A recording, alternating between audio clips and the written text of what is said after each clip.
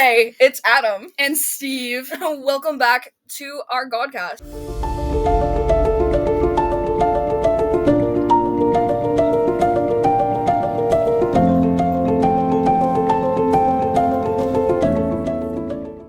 Adam, so didn't we used to just talk about religions and belief systems? I mean, I helped write this, but now we have to change our intro.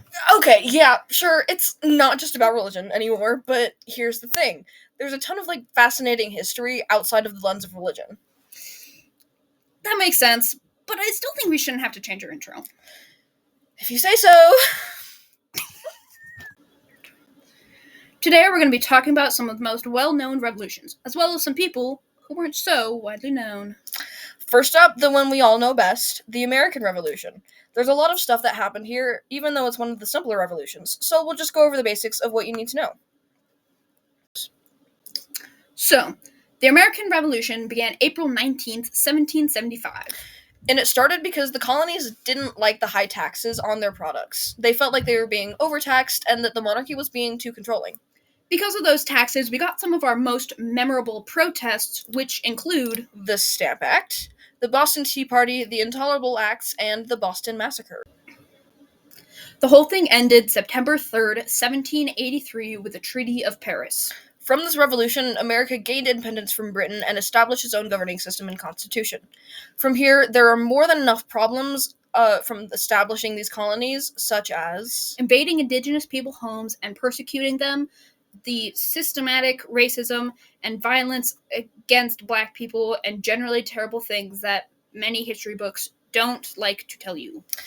But that's a whole other episode to explore, so feel free to check that one out when you're done with this one. Next up, the French Revolution! This one is so complex that we almost have to oversimplify it. There are whole areas of study on this topic just because of how expansive it is. It's actually crazy. The revolution was caused by a collection of buildup of issues for the common people. Mainly, it included unequal class system, economic issues, and the lack of care for the citizens, which led to many starving and protesting.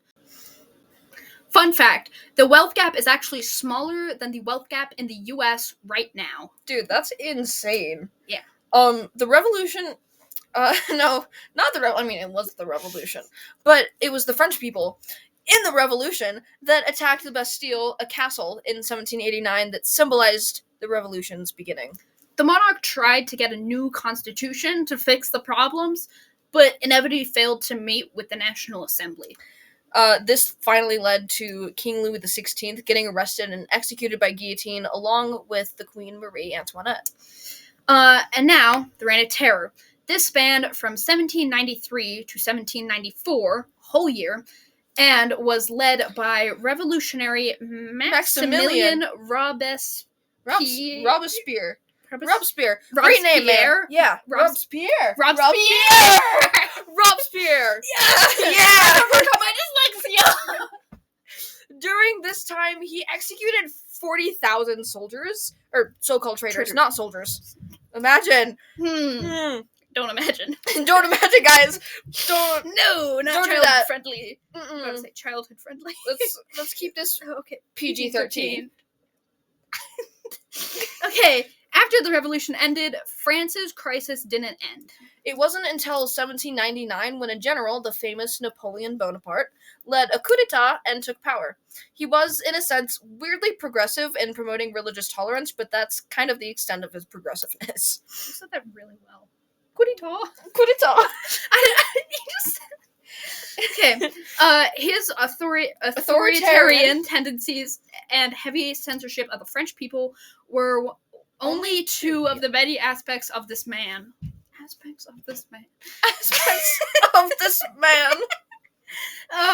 He used propaganda to promote himself and established the Napoleonic Code. Napoleonic Code. Yeah.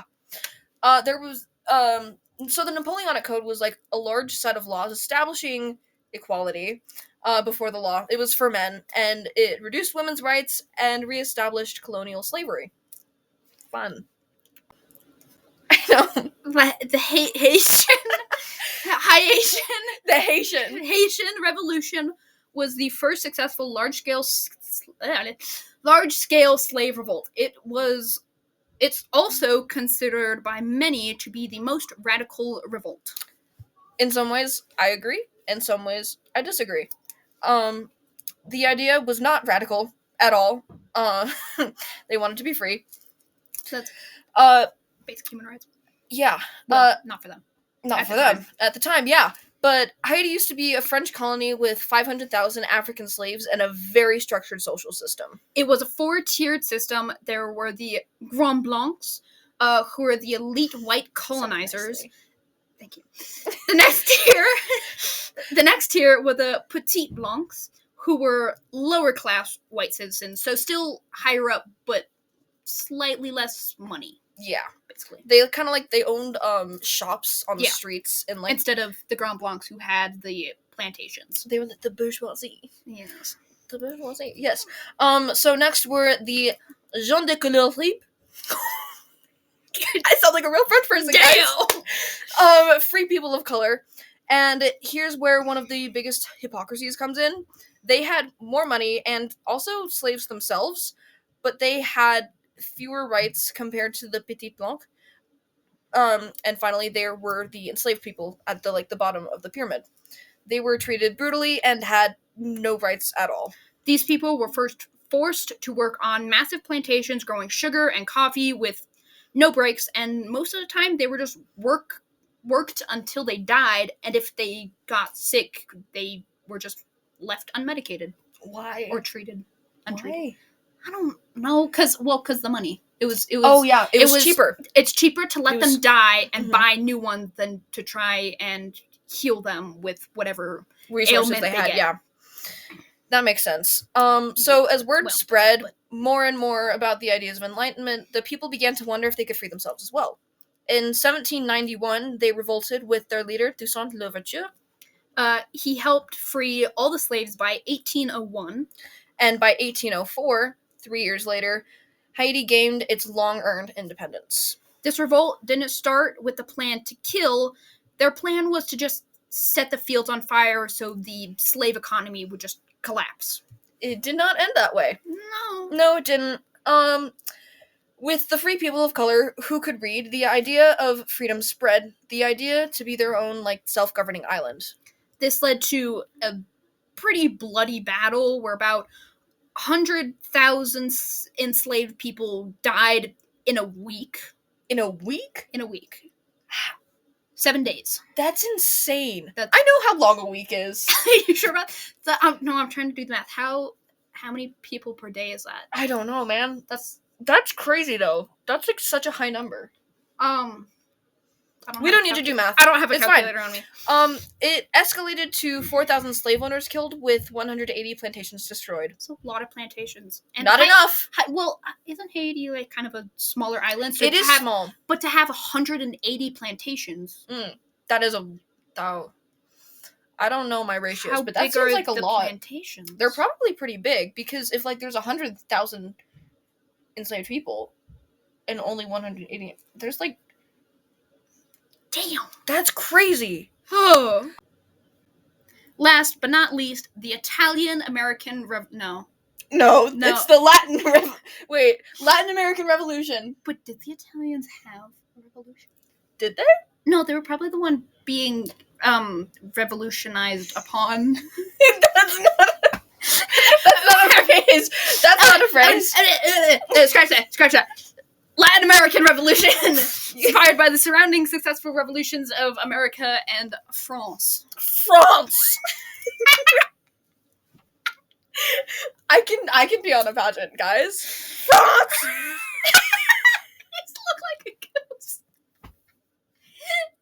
Okay, so the Latin American Revolution started on September 25th, 1808. It lasted 25 years and 4 days, ending on September 29th, 1833. Those 4 days are very important. Their inspiration from America and French weren't their only reasons for the revolution. Yeah, so the social tensions were also adding to the build-up, with white Europeans living at the top of society, Spanish colonists who had everything but political power. The lack of European women caused the men to have relations with Relations? That sounds caused men to have relations. Well, it pushed them to have relationships with like the native people. Yeah, in Latin America, which caused mixed race people who made up the next tier on the hierarchy pyramid. Hierarchy pyramid? Yeah, hierarchical period. Hierarchical. No, that's the word. Hierarchical pyramid. Okay, yeah. Yeah. Again, at the bottom of the pyramid were the native people and enslaved people. Why history? Why? Okay. They saw the Enlightenment ideas and Enlightenment ideas from Europe and embraced them wholeheartedly. These ideas included natural rights and a government at the will of the people, meaning the people had the choice on what the government did, which the Latin Americans didn't have. At all. No. So it had like three main people leading it. Simon Bolivar, who led the revolution against Spain. San Martin, who led the independence movement in lower South America, and in the process creating three new nations, Argentina, Chile, and Peru. Because I know people some say Argentina, or am I... They're saying it wrong if they're saying Argentina. I've heard someone say Argentina, so... Argentina, Chile... Argentina, Chile, y Peru. Is that Spanish? Yeah! Oh, I don't speak Spanish, bro! Well, I do! I don't! Well, I do, that's why I was saying it. So what, I'm just gonna, start switching into German? Please don't! No! Anyway, the last dude was Miguel Hidalgo. Yes, Miguel Hidalgo. Miguel Hidalgo. In Spanish. We don't say the H. Okay, fine. I don't speak Spanish. That's why I'm telling you. Miguel Hidalgo was a Catholic priest, and he led an army of 80,000 people against Spain. He was sadly killed in the rebellion, but they found a new leader to replace him. You done? And they managed to continue fighting in the revolution for 10 more years. That's pretty dedicated. I couldn't do that. Yeah, let's put you in the frame, my dude. Thank you. You're welcome. In 1821, Mexico was granted independence and the Republic was formed. Yay! Huzzah! There's a ton of things that led to all these revolutions, and we see a lot of these happening in the world right now. In our episodes, later on, we'll discuss the similarities and differences between historical events like these and current events around the world. So, that's the end of our revolution episode. If you want to learn more about any of the topics we discussed today, links are in the description. This has been Adam and Steve's Godcast. We hope you enjoyed today's episode. And have a great day.